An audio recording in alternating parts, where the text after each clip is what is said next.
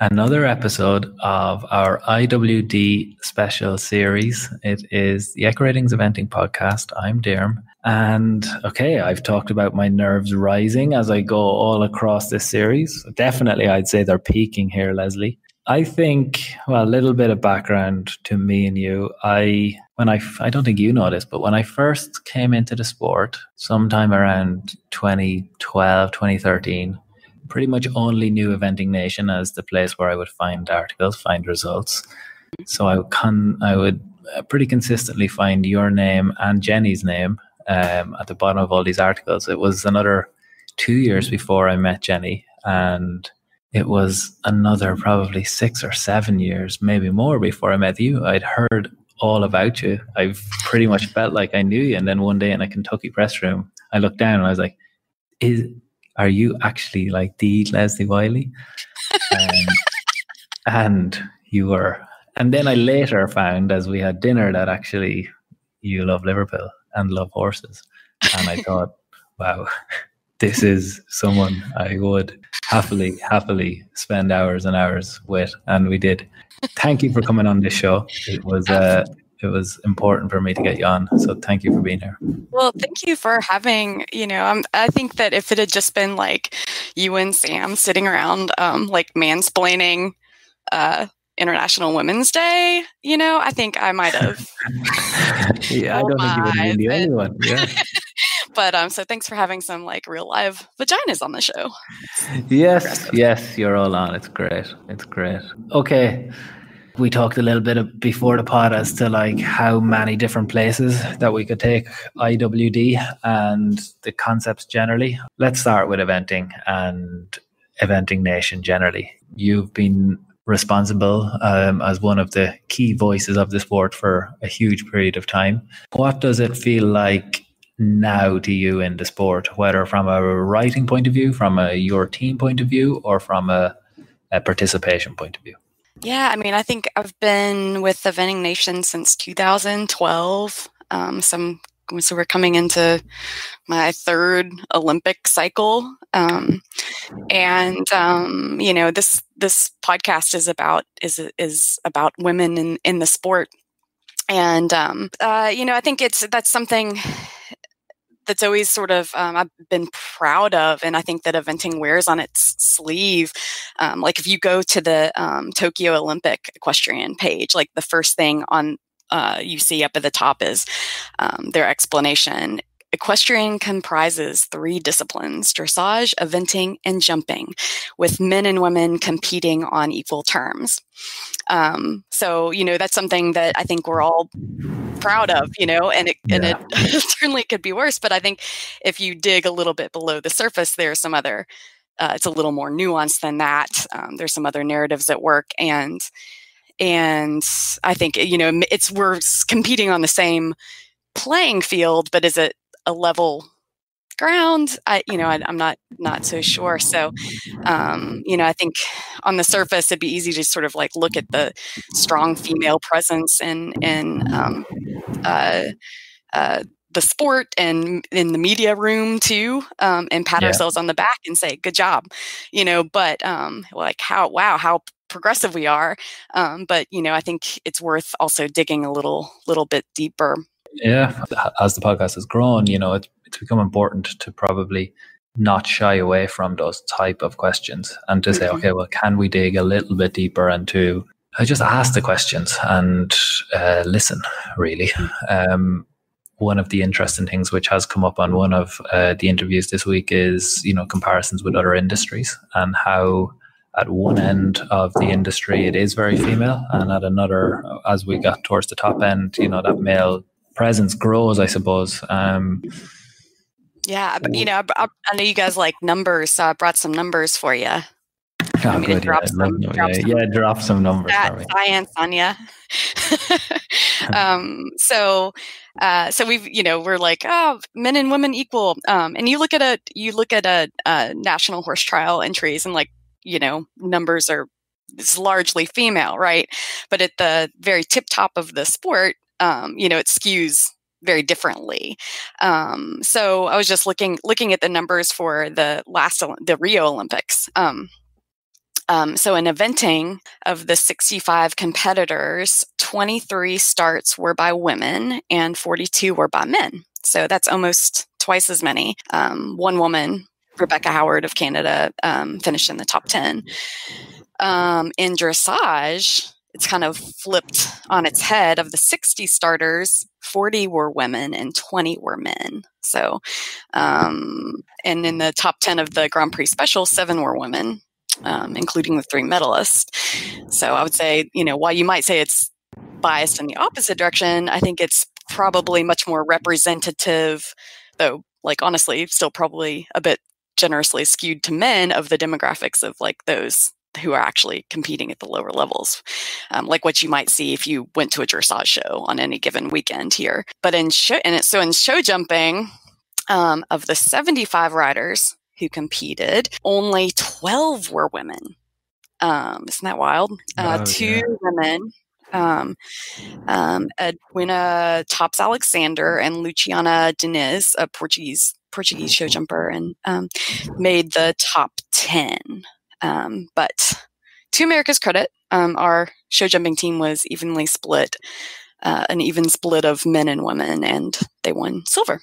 So I don't know. So what happens between those national horse shows, the ones we go out to every weekend, that are so female, that skew female, and what happens between there and the top of the sport, which eventing, certainly looking at those Rio numbers, eventing is doing better than show jumping as far as male representation, but it's still, it's definitely still interesting. Oh yeah, I think it's easy for us sometimes to pick on, individual examples. We have a female world champion at the moment in Ross Cantor. We have had, probably more female world champions recently. We are waiting for a while now for an Olympic female world champion, but I expect Ingrid will probably be favourite going into 2020.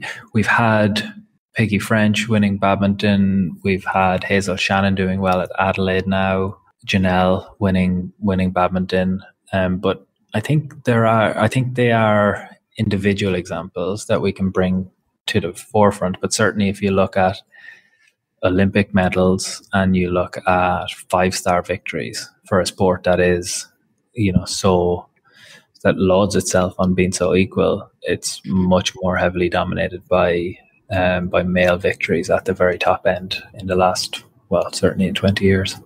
Yeah. It's kind of wild to think that it's only been, half a century since women were even allowed, to compete in world caliber competition. Do you know the story of Lana DuPont Wright, who was the first eventer to compete in the Olympics? The year is 1964. It's Tokyo.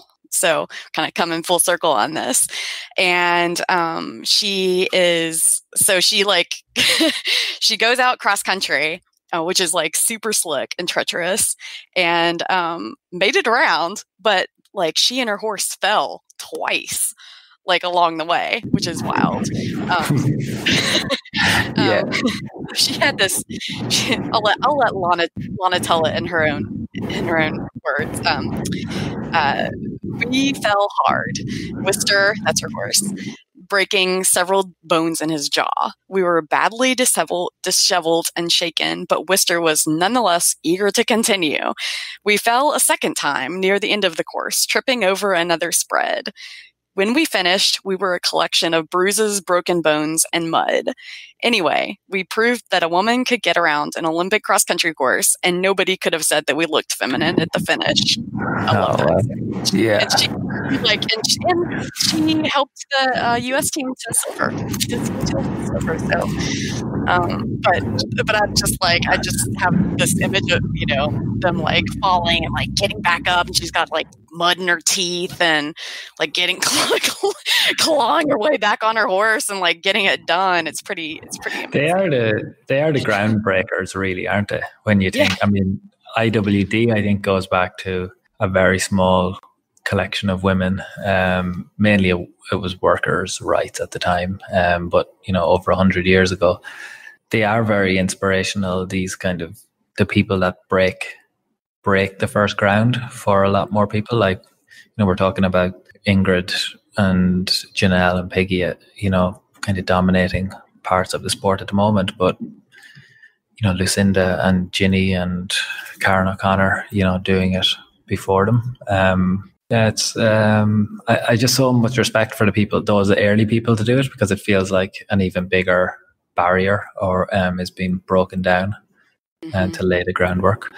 I guess that brings us to our next one, and this is probably a key part of the podcast for us in terms of what we wanted to talk about. We didn't really know how we were going to go about all of the different stories. I know you have a young Liverpool fan in your life now, who I regularly reply to on, I think he probably gets more responses on Instagram than anyone else when I tell your brand new baby how many games we still have before Liverpool win the league. He sits in his Liverpool club. Yeah. We looked at would we do motherhood. We looked at, eventing in the media. We looked at female representation at the top of the media or at the top of the sport. But probably just one of the ones that I didn't feel I could ever do justice to is a letter to me, or a letter to myself as a young writer, which was an article published in Eventing Nation back in 2017.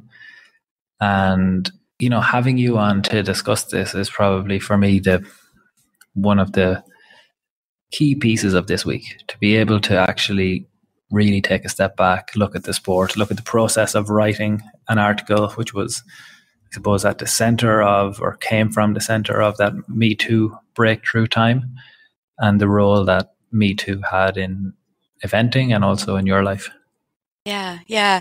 So, to rewind, I think we all can sort of vividly remember that moment in 2017, where it just felt like the Me Too movement was just on fire, and we had the Larry Nassar case was underway with the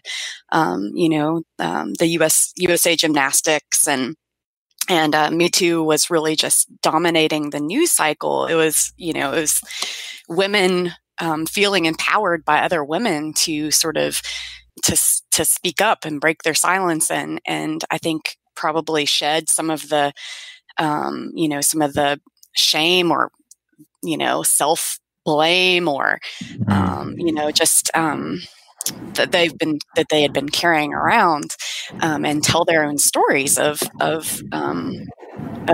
sexual abuse and assault and misconduct, and it was just it just was touching every corner of the world and the sporting world, and I just kept waiting for somebody to talk about this issue and as it exists in equestrian sport, because we are a sport that is it's young women, lots of young women. It's very parallel to gymnastics and that. And we've got a lot of sort of powerful men athletes, and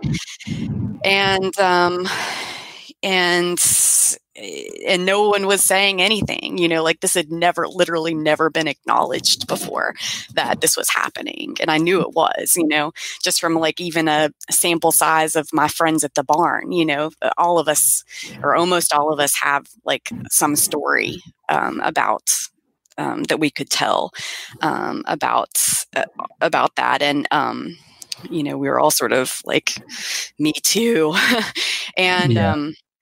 And so, I just felt like I have that as part of my own story, and I felt like that was the time to speak up and to tell it. And so I wrote this story, and this is actually the first time I've ever publicly said that it was me that wrote it. We published it anonymously. But it was called Me Too: A Letter to Myself as a Young Writer, and it's my own personal account of being groomed for sexual abuse as a minor. And I wrote it, and it was cathartic, and it was scary to think about putting it out there. What was that moment, or that, I suppose it's more than one moment. I suppose it's a timing thing, but everything caught fire at a certain point, and it was empowering, but also it was scary, I'm sure. Right. And as you say, you're sitting, you're waiting, you know that the equestrian world is just part of the wider world. And as we see certain industries and generally the wider world being forced to a sort of reckoning with itself and where it actually is as to where it portrays itself as being, that definitely the equestrian world is going to be here, and you know that it is there with your experience. So what was, I suppose, the feeling personally at the time when you said, okay, I have to write this, I have to say this? Well, I mean, I think that being a survivor can be a very lonely thing. It's like you've got this sort of secret or that you carry around with you, and you feel very alone with it. And then when other women started talking, speaking up and telling their own stories, you're like, oh, I'm not alone, like that's the whole Me Too, we're not alone, and we have a safe space to share our own stories, and empower others who feel like they maybe have no voice. So this, this all happened to me as a minor, and I feel like my entire life I've sort of been told, or it's been implied, that I just should shut down about it. Even when I was going to a therapist about it when I was in my early 20s and still within the statute of limitations. And I was like, should I press charges with this? What's the thing? And he was like, well, if you do press charges, it's going to be attached to your name forever. It could hurt, hurt people that your family. It could affect job prospects. It could, this, that, and the other. And so I just felt like, okay, well, this is just something that, I have to just keep to myself and carry with me. And that's how it's going to be. And I think society just, just sort of this patriarchal, it's just scary. It's scary to make yourself vulnerable like that. But I felt like I knew that our team at Eventing Nation would be supportive, and I just felt like it was like time to put it out there. But it was a difficult process, So I wrote it out, and shared it with my colleagues that I worked with. Jenny was, Jenny Autry, and the other editors for Nation Media's other websites, Jumper Nation and Horse Nation, and we had to sort of. It was hard to sort of like take a step back and look at it critically, like how is this going to be received? Is this going to threaten us in any way? And I still, like, looking back, I'm not sure what we were so scared of, other than it was just unprecedented for anyone to write something about this, to tackle this topic. But it felt like if we put this out there, like some like patriarchal, like God hand was going to reach down from the sky and slap us with a lawsuit. I'm not sure what we thought was going to happen, but we ran it past. Luckily, a couple of our editors were married to lawyers, so we had them sort of vet it, and we had, when we gave it to showed it to our publisher, John, and we went back and forth about how much information we could actually share. And the story ended up getting pretty well gutted, and ended up that I would publish it anonymously, so that this could not, come back on us in some way, that we weren't thinking about. And I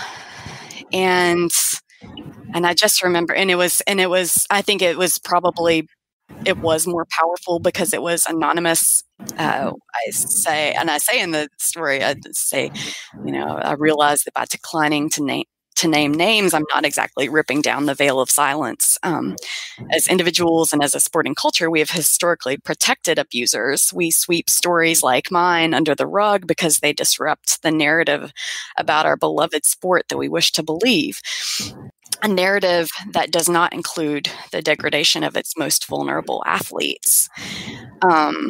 So I understood, some from a sort of clinical viewpoint, why it was that it was more powerful as an anonymous story. But, there was still this sort of child part of me that was it just felt like, wow, it's 20 plus years later and I'm still not getting to.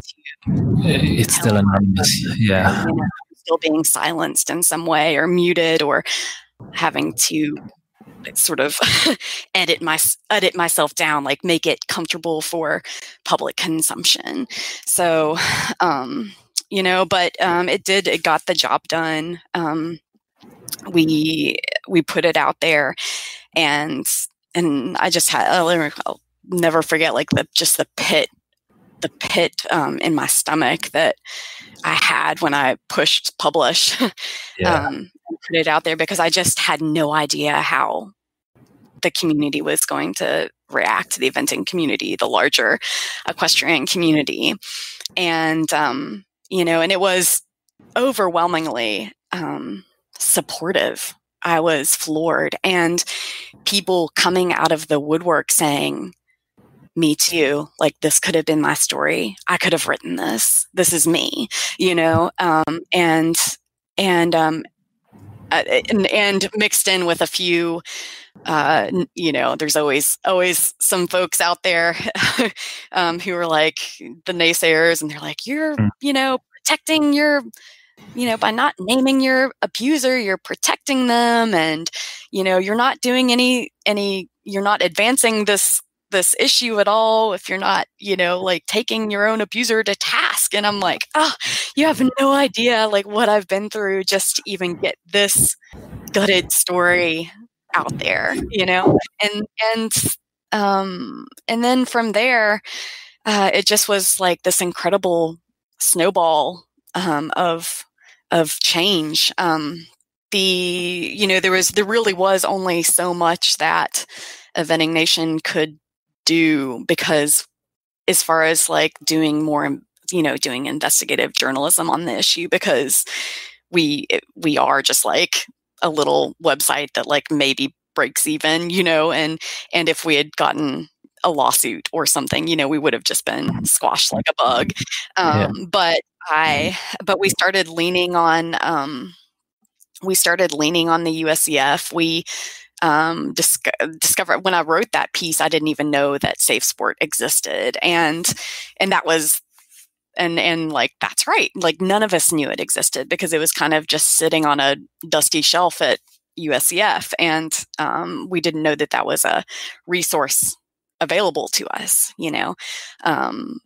So we started leaning on the USEF to sort of address the issue. And I talked to my friends at the Chronicle of the Horse who have more resources to do more investigative reporting. They came out with an issue in April that was just incredible, just some incredible works of reporting. They had it was a game changer of an issue with it was an expose of Jimmy Williams, and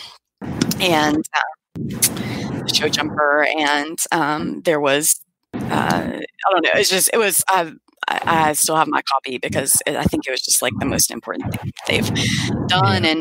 and it kept and things just started, and then it hit, and then it was in the New York Times, and then we had like this HBO biopic coming out called The Tale that had Laura Dern depicting the sexual abuse of a minor by a writing instructor, and so USCF like really started leaning into a rollout of safe sport policy and programming reform, including the new mandate effective 2019 that USCF members must complete safe sports training, and it's just, and now I think there's some 20 USCF members who are permanently banned. Most notably George Morris, so it's really took off, and it's been a long road. Yeah, it has been a long road, and thank you for taking us down that road, because, as you say, like it has been a snowball of change in that time. But what strikes me and what's so powerful to me now, and again going back to why do we want to talk about this, or why are we making sure that like we're somehow trying to find a way to express what is a massive issue. Looking at the date on the date you published was December 15, 2017, and we're not really that long ago. We talk about you talk about the process and talking to the Eventing Nation team at the time, and like I know a lot of the people that you're talking to, and I know that they're all like powerful, confident, capable, intelligent women. And yet, there's a feeling, you mentioned it, like what might happen, like that uncertainty of like what could happen when I press publish, or that feeling you had in your stomach as you're actually publishing and you're saying, well, what might happen here?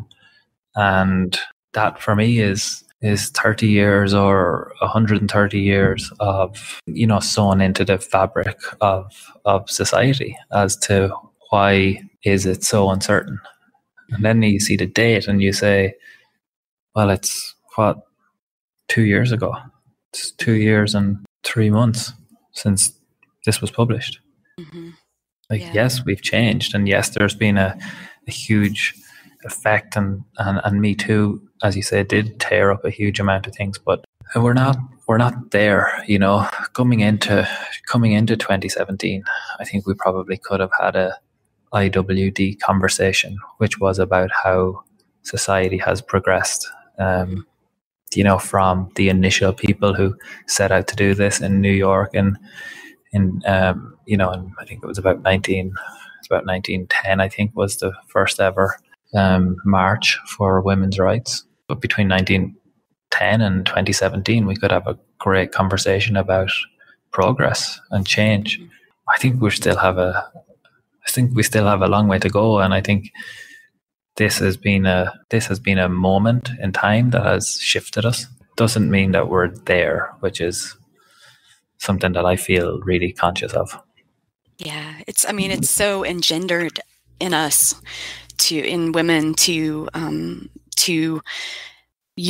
sort of like protect the powerful and use our indoor voices and tiptoe around and not disrupt, not cause problems, and that's just something that you can't. It's just like so deep down in the fabric, like you said. It's going to take a long time to move away from that.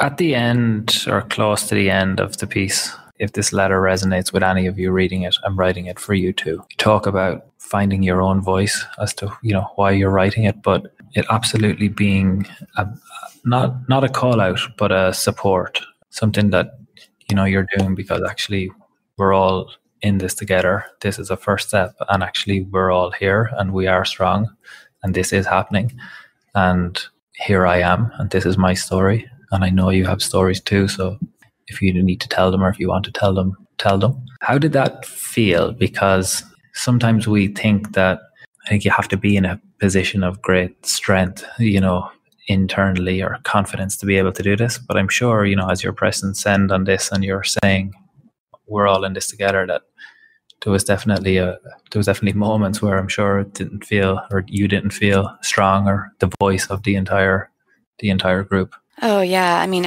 absolutely. Yeah, I mean, it just to be, I think that was about the most vulnerable I think I've ever felt in my life, or, and to know that, how social media is, that people can just, I didn't know, sharing some of this most sensitive information in my life, and, just like laying it out there for people to do whatever they want with. And I just didn't know how it was going to go. So that was scary. But I also think that overall, that's also like part of that engendered female in me. That's like, I don't want them to like, not like me, or for me, like, you want that, I think we just like have this desire for sort of acceptance, and I need my story to be accepted. And, so, I don't know. It's, yeah. I think the piece of it, and the, I didn't know your story, and, when this came out, I didn't know it was you who had written it. And, when we met, I wouldn't have known.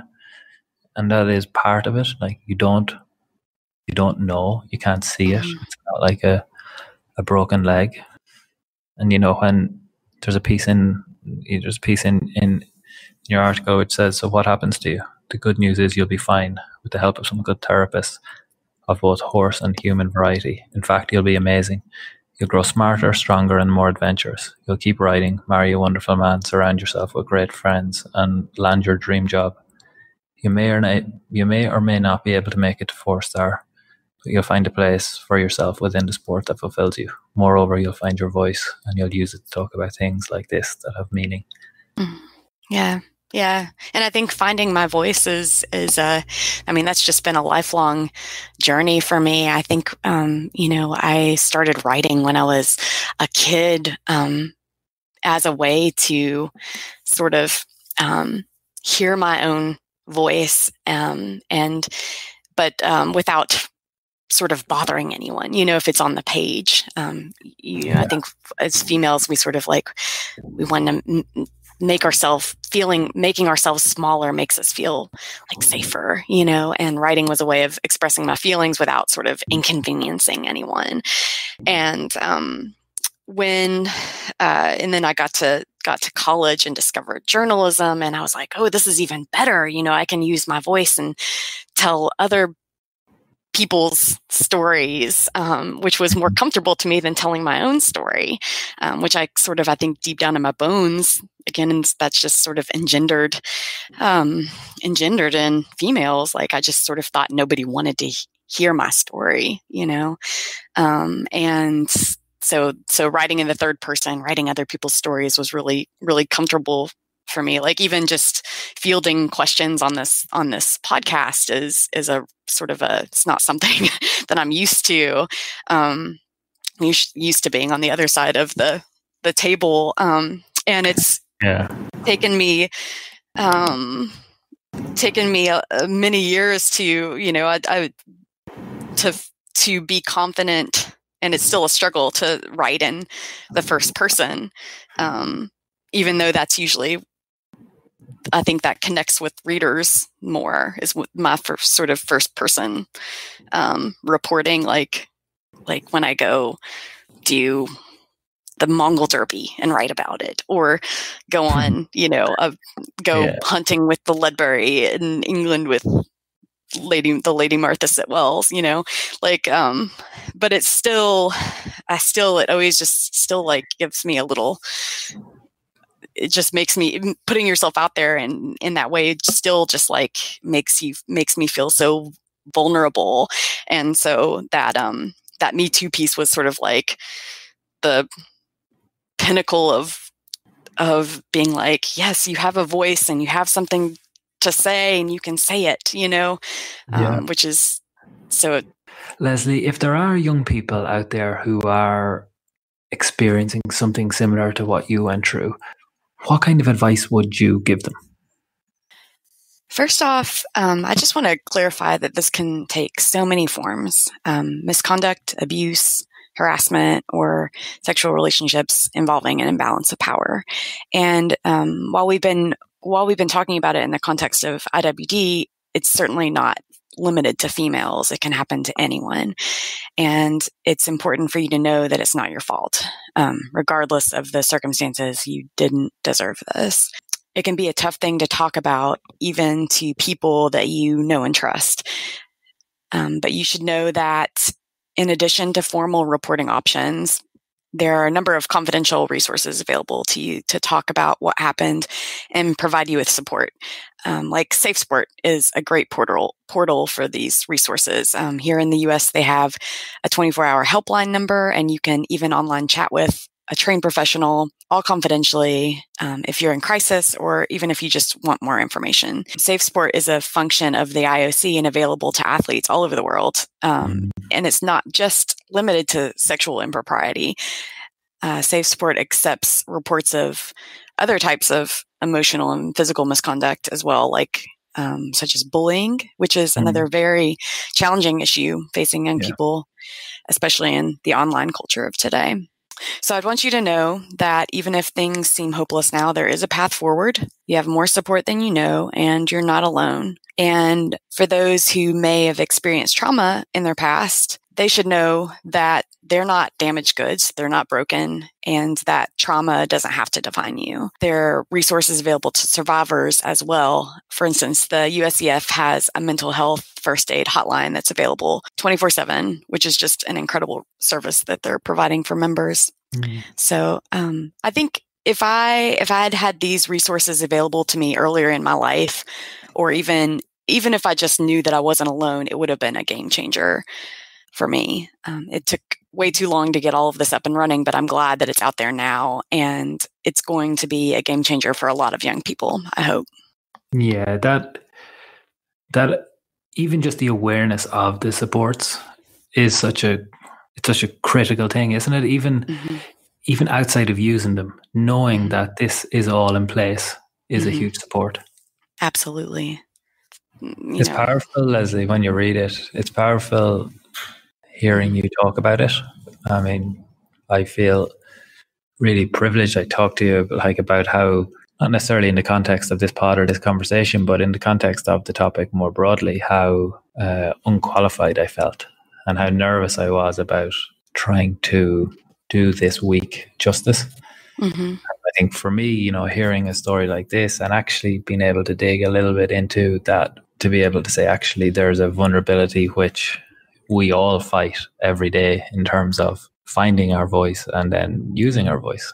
And the power, I think, that certainly for me, hearing your story and what, continues to be a battle in terms of finding your voice or certainly using your voice is, well, inspiring, really, really, really inspiring, because we're all here. And I think everybody listening to this, and both of us, will have insecurities about so many parts of life, and it just doesn't come out in our 2-minute social media posts or our 147 characters, or it doesn't feel like it should come out when we're seeing each other for the first time after a year and having a drink and talking about who wins Kentucky or who wins Tokyo or whatever we're doing. Like, actually, we're all fighting a battle, some multiple battles, and just trying to get by. And thank you, really.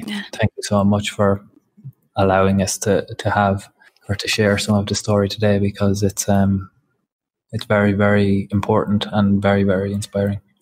Well, it's so important for men to be engaged in the discussion too, and to like even for instance, I understand that trepidation you had. Like another soapbox that I feel pretty strongly about is diversity in our sport, and it troubles me greatly that we look around and it's just like largely white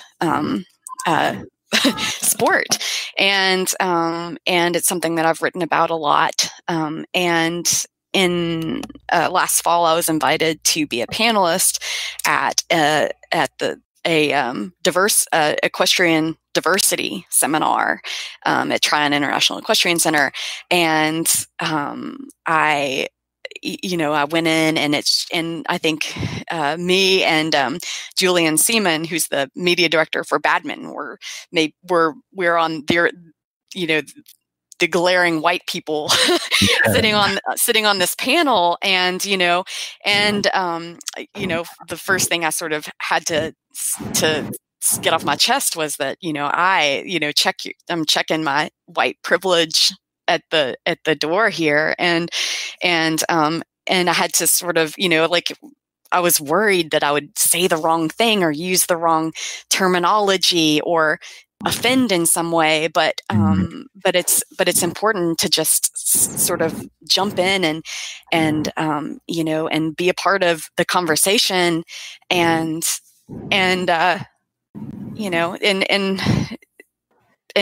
yeah, just be a part of it with a level of humility. Listening. Listening. Listening. Yep. So that's so important. So I think it's a conversation that we should have. It's come up a couple of times this week. I think it's certainly, I think International Women's Day, I know one of our other guests mentioned it and how it kind of makes them cringe a little bit as a concept, but actually it has facilitated, or gives a medium to have discussions like this, which makes it work. And I think, the diversity question is one that if we are going to say that we want to talk about real things, well, we should continue that. I know you've written on it. I know Tilly, also on your team, has written on it. And I think it's a big question for us that we don't talk about. But probably not for today, Leslie, because... I know, don't get me started on that. I know, I was going to say, I'm winding her up. And I'm going to let her go. Another podcast. Another podcast. Tell me about my favorite little man and his excitement at the prospect of a Liverpool league. He's so excited. I know, I think a Sunday, or was it Sunday, Saturday? There was just a little bobble. They're going to win the league. So, Diarm's like my Irish twin. He's like horses in Liverpool. Goodness. But family life is good. So great. Yeah, so great. And so I've got a little 10-month-old named Thomas. He was born on Cross Country Day, Kentucky, last April. So that was nice to be able to watch the live stream while I was in labor. Indignation, isn't it? That's the day of the annual server crash day is cross country day at Kentucky. So the busiest day of your year. The tradition, and the nurses made me close my laptop at some point, because watching the cross country was making my heart rate spike. So, but the joke is that Thomas's name on his birth certificate is Setzerleg, but we call him Thomas around the barn since he was our national champion that last year. But he's doing great. It's funny, I when I learned that when I was pregnant, I learned I was having a boy. I was like, no way, I was like right in the trenches of watching The Handmaid's Tale, and like I had a lot of real pent up feminist. I was like, watch out if you're a male around me, like at that last summer or 2 summers ago. And, and so I was like, there's no way I'm having a boy. Like, how can that be possible? Like, and then I had to sort of like check myself and be like, well, one, let's take a step back and remember that, like sex is just whether, you have a penis or a vagina. And like, that doesn't even, I don't even, gender is, he may not even identify as a male, so I don't want to, put him in that box already. And also what the world needs is some good feminist men, honestly. So there's a powerful quote. I think it's one of Chimamanda Adichie's books, which is pretty much where my entire feminist learning has come from.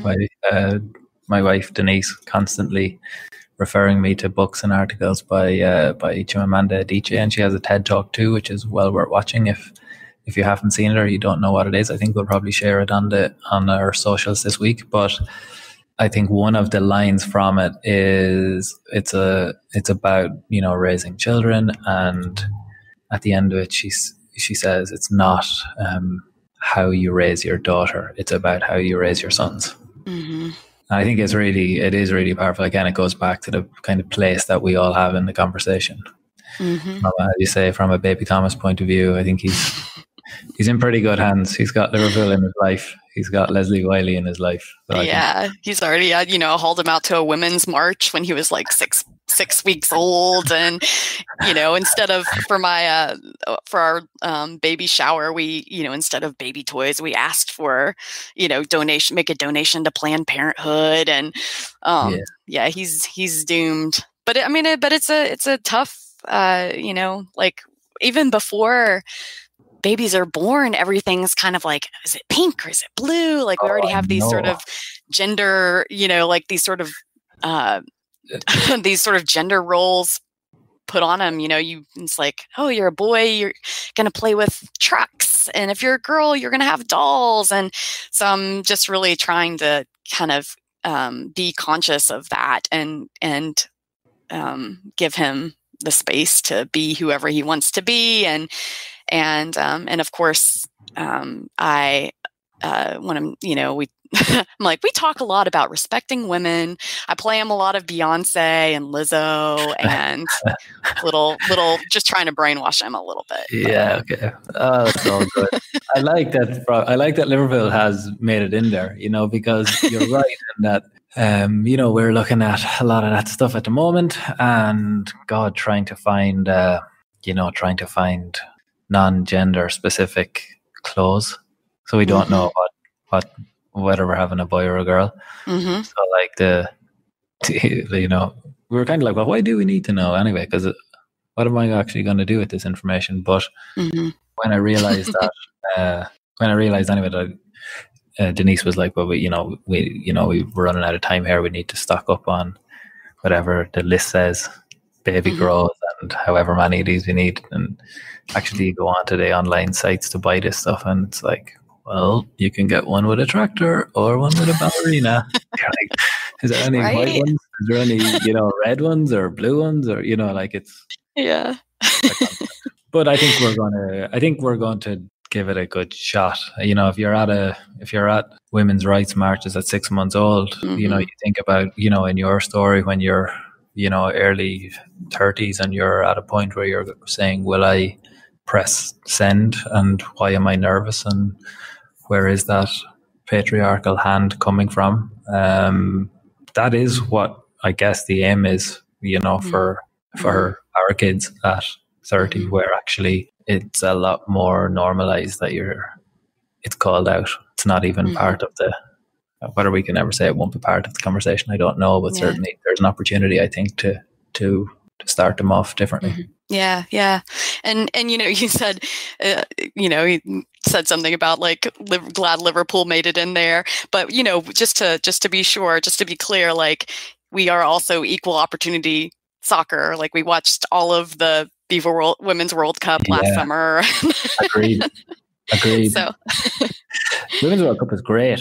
It was actually, I listened to a podcast. It was actually last year's international women's. One of the podcasts interviewed someone, one of the Man City players, the female Man City players before the Women's World Cup, and it was fascinating to hear how that interview went, kind of in the knowledge of what comes next of the Women's World Cup.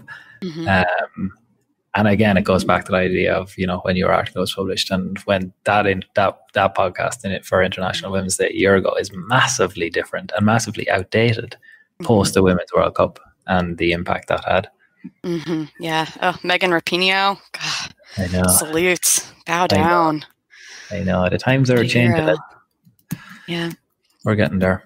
Thank you again for coming on. I mean, I think we could do this all day, but thank you for sharing your story, for having the courage to do it in the first place, and for what for me has been an incredible hour of listening and learning, and I'm sure will be the same for many of our listeners. So thank you again so much, and I look forward to seeing you very soon.